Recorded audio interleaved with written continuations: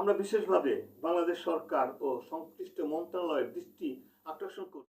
মাননীয় প্রধানমন্ত্রী, আপনার প্রতি আমাদের সমগ্র বাংলাদেশের বাউলের পক্ষ থেকে অভিনন্দন এবং আসসালাম। এই রমজান মাস তারা কি খেয়ে আছেন কি না খেয়ে আছেন, তারা কিভাবে ঈদ করবেন, তারা কিভাবে সেহেরি ইফতার খাবেন, এই 20টা দিন চলে গেল। তারা অনেক এবং মাননীয় প্রধানমন্ত্রীর যারা আপনার সহযোগিতা যারা পাশে যদি এই অসহায় বাউলদের পাশে একটু আসেন, তাহলে তারা মনে হয় এই ঈদের আনন্দটুকু দেশে এবং বিদেশে যারা আমার ভিডিওতে দেখতেছেন এবং যারা দেখবেন তাদের প্রতি আমার একটি অনুরোধ, আপনারা এই ভিডিওটিতে একটি লাইক, একটি কমেন্ট, একটি শেয়ার করুন এবং সাবস্ক্রাইব করুন। কেন? আপনি দেখলে আরেকজন দেখতে পারবে। আমি যে এখন কি বলবো এবং কি বলতেছি এগুলা আপনার দ্বারা যাতে আরেকজন দেখতে পারে, এই আমার চাওয়া আপনার কাছে। ধন্যবাদ। আমরা আব্দুর রহমান বয়াতি ফাউন্ডেশন এর পক্ষ থেকে আজকের এই সংবাদ সম্মেলনের মাধ্যমে দেশের সকল মানুষের দৃষ্টি আকর্ষণ করতে চাই। আমাদের দেশের অনেক প্রতিভাবান শিল্পী আছেন যারা দীর্ঘদিন ধরে সংস্কৃতি, গান, লোকসঙ্গীত এবং শিল্পচর্চার মাধ্যমে দেশের ঐতিহ্যকে বাঁচিয়ে রেখেছেন। কিন্তু দুঃখের বিষয় হলো এই শিল্পীদের অনেকেই আজ অসহায় অবস্থায় দিন কাটাচ্ছেন। অনেক প্রবীণ শিল্পী আছেন যাদের জীবনের শেষ সময়ে চিকিৎসা, খাদ্য এবং মৌলিক প্রয়োজন মেটানোর মতো সামর্থ্য তাদের নেই। অথচ তারাই এক সময় আমাদের সংস্কৃতিকে সমৃদ্ধ করেছেন, মানুষের হৃদয়ে আনন্দ দিয়েছেন। এই বাস্তবতাকে সামনে রেখে আব্দুর রহমান বয়াতি ফাউন্ডেশন দেশের বিত্তবান ব্যক্তি, শিল্পপ্রেমী মানুষ এবং মানবিক সংগঠনগুলোর কাছে বিনীত আহ্বান জানাচ্ছে। আমরা বিশ্বাস করি যদি সমাজের সামর্থ্যবান মানুষ এবং সরকার সম্মিলিতভাবে উদ্যোগ নেয়, তাহলে আমাদের দেশের অসহায় শিল্পীরা নতুন করে সম্মান এবং নিরাপত্তা পেতে পারেন। আমরা বিশেষভাবে বাংলাদেশ সরকার ও সংশ্লিষ্ট মন্ত্রণালয়ের দৃষ্টি আকর্ষণ করছি যাতে অসহায় শিল্পীদের জন্য বিশেষ সহায়তা, চিকিৎসা সহায়তা এবং নিয়মিত ভাতা চালু করার ব্যবস্থা নেওয়া হয়। মাননীয় প্রধানমন্ত্রী, আপনার প্রতি আমাদের সমগ্র বাংলাদেশের বাউলের পক্ষ থেকে অভিনন্দন এবং আসসালামু আলাইকুম। আপনি যদি একটু আমাদের এই অসহায় বাউলদের পাশে একটু দৃষ্টি দেন, তাহলে আমাদের অসহায় বাউলগুলা এই রমজান মাস তারা কি খেয়ে আছেন কি না খেয়ে আছেন, তারা কিভাবে ঈদ করবেন, তারা কিভাবে সেহেরি ইফতার খাবেন, এই 20টা দিন চলে গেল। তারা অনেক আহাজারি শুনেছি আমি, যা আমি এখন প্রকাশ করতে পারতেছি না। তাই মাননীয় প্রধানমন্ত্রীর কাছে আমাদের আকুল আবেদন এবং মাননীয় প্রধানমন্ত্রীর যারা আপনার সহযোগিতা যারা পাশে আছেন, মন্ত্রী এবং এমপি পদে যারা আছেন, বিত্তবান যারা আছেন, তাদের প্রতি আমাদের আকুল আবেদন, আপনারা যদি এই অসহায় বাউলদের পাশে একটু আসেন, তাহলে তারা মনে হয় এই ঈদের আনন্দটুকু হাসি মুখে করতে পারবে। আমি জানি আপনার মন হৃদয় অনেক বড়, আপনি একটা নক্ষত্র, চন্দ্রের তারার মতন, আপনি একজন ঝকঝক প্রধানমন্ত্রী, যে মন্ত্রী প্রধানমন্ত্রী আমাদের আরো আগে দরকার ছিল। এখন আপনাকে পেয়ে আমরা অনেক গর্বিত।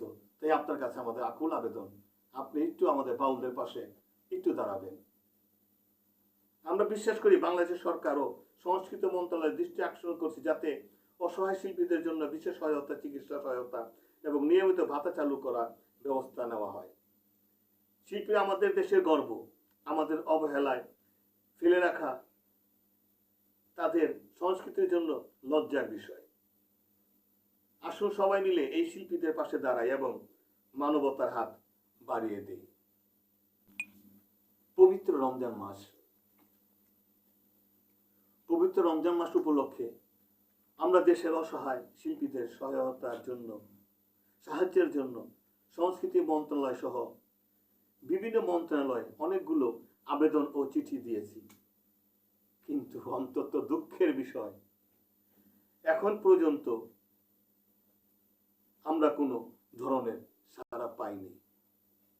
আজকে আমি এই ভিডিওর মাধ্যমে সরকারের দৃষ্টি আকর্ষণ করতে চাই এবং দেশে বিত্তবান ও মানবিক মানুষদের কাছে আবেদন জানাতে চাই, আপনারা যেন অসহায় শিল্পীদের পাশে দাঁড়ান। কারণ শিল্পীরা আমাদের সংস্কৃতির গর্ব। আমাদের মাঝে এমন এক শিল্পী ছিলেন যে শিল্পী আগে মঞ্চে দাঁড়িয়ে হাতে জিপসি নিয়ে মনের মতন গান গেয়ে আনন্দ করে মানুষকে আনন্দ দিতেন। সে আজ প্রবীণ একজন যন্ত্রশিল্পী হোসেন চাল্লি, যাকে বাংলাদেশের এমন কোনো লোক নেই যে না চেনে। তার এখন করুণ অবস্থা, রমজান মাসে নেই কোনো গান, তার পায়ে ব্যথা, হাঁটতে পারে না, পাও ভেঙে গেছে, চোখে দেখতে পারে না। তার ছেলে মেয়ে বউ বাচ্চারা খুব কান্নাকাটি করে। আমাকে এই 20 দিন যাবত অনেক দিন আমাকে ফোন দিয়েছে, আলম ভাই আপনি একটু আমাদের পাশে দাঁড়ান। আমি দাঁড়িয়েছি, যতটুকু সম্ভব আমাদের ফাউন্ডেশনের পক্ষ থেকে করেছি, কিন্তু আমার একা পক্ষে সম্ভব না এতটুকু করা। হোসেন চাল্লি নয়, আমাদের ফাউন্ডেশনে 300 বাউল আছে, তার ভিতরে 150 জনের মতন বাউল অসহায়। তারা না পারে কারো কাছে হাত পাততে, না পারে কারো কাছে ভিক্ষে চাইতে, না পারে কারো কাছে আকুতি করতে। আমার ফাউন্ডেশনের ব্যাপারে আমার কি প্রতিবাদ করতে হয়, আমার কি পাশে থাকতে চাই বাউলদের পাশে। আমরা সবসময় ছিলাম, থাকবো, এখনো আছি। কিন্তু 300 বাউলদের ভিতরে 150 বাউলের পক্ষে এত কাজ করা, এত বাজার, এত তাদের খাদ্য বিতরণ, তাদের শাড়ি কাপড়, তাদের লুঙ্গি বিতরণ করা আমার পক্ষে একা সম্ভব হয় না।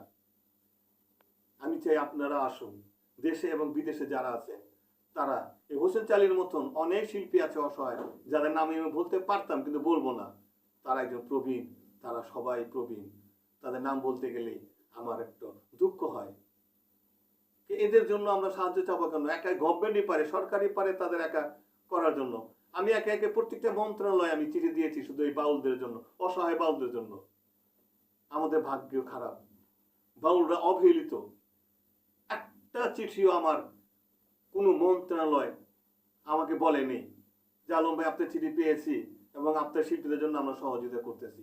তাই মাননীয় প্রধানমন্ত্রীর কাছে আমার আকুল আবেদন, আপনি যদি বলে দেন তাহলে অবশ্যই আমার এই শিল্পীরা এই রমজান মাসও হাসি মুখে ঈদ যাপন করতে পারবে এবং সেমাই খিচুড়ি খেয়ে তারা বাঁচতে পারবে। দেশে বিত্তবান অনেকে আছেন, আসেন আমার ফাউন্ডেশনের পক্ষ থেকে আপনাদের।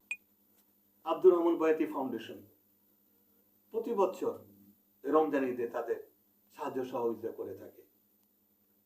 আপনারাও এই ফাউন্ডেশনের পাশে থাকেন, থাকবেন, আশা করি সবসময় আমাদের পাশে থাকবেন। আপনারা থাকলে আমাদের ফাউন্ডেশনের পাশে শিল্পীরাও বাঁচবে। এই ভিডিওটি শুধু আমার জন্য না, সমগ্র বাউল যারা অসহায় তাদের জন্য।